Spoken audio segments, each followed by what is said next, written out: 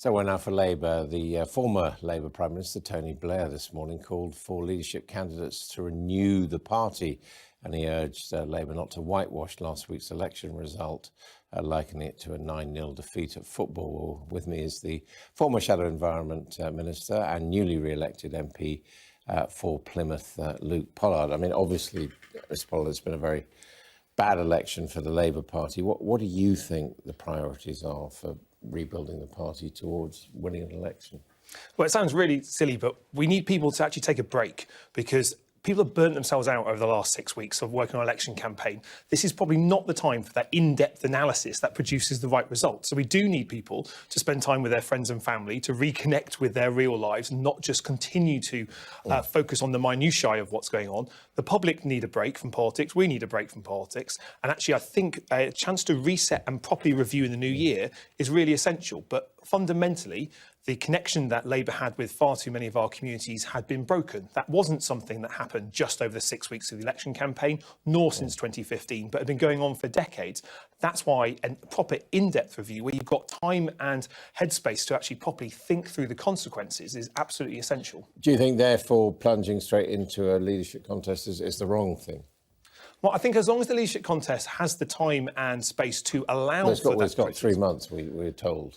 Yeah. In theory, that should be enough time to properly scrutinise what's going on. And that means the leadership contenders, all those that are thinking of putting their names forward now, need to make sure that they are not simply jumping to a conclusion. There's lots of experiences of those candidates like myself who won and those who lost. Now, they broadly fall amongst the same type of buckets, the policy incontinence of a manifesto, despite the fact that most of those policies were quite popular, problems with the leadership and problems around Brexit and how we got to our Brexit position.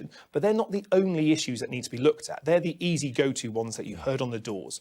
But the reasons why voters were changing their mind, the atomisation of communities, the deindustrialisation, the lesser part that trade unions play in communities, all contributed over many years. And we need to look at that as well as that feedback that we got on the doors. I mean, you, to a certain extent, bucked the trend. Why do you think you did that? Well, I've been representing a marginal seat since 2017, and my view was that at any moment from 6 weeks' time, I could lose. So therefore, to make every single day count. And I think that created a high level of work rate, but also it created an approach that says you've got to work with your communities, in your communities, not simply return to them once an election's been called to go and do it. That's why, in terms of doorstep conversations, me and the team have them all year round, and not a simple transactional one like, are you voting Labour? Thank you very much, and then moving on. It's getting under the skin of a community to try and understand what's generally going on. And Plymouth's a northern industrial town on the south coast. We are very, very different to the beautiful countryside and lovely beaches that are surrounding us. Now, Plymouth has a beauty all of its own, but it also has poverty. It also has people generally struggling.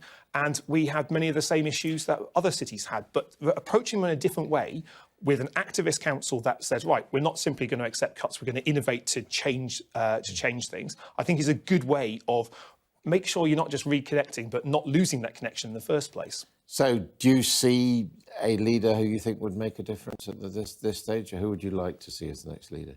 Well, at the moment, I think we have too many leadership contenders. I'd like to see the quantity dial down and the quality of the discussion dial up. Now, that will take some time, and all the leadership contenders are sounding out potential supporters, both in the parliamentary party, the trade union movement and others besides, and trying to form their analysis of what went wrong. What I want to see from all of them is them to set out their stalls about what went wrong, and what are their solutions to getting it right. And I don't think we're going to see that this side of Christmas. So you'll see some leadership contenders start positioning themselves, writing articles in the papers to say, yes, I'm interested, pay attention to what I'm going to do for the next few weeks. But I think we need a bit of time to make sure that they get it right. OK, we got the message. Hold back a bit. Thank you very much indeed, Luke Pollard.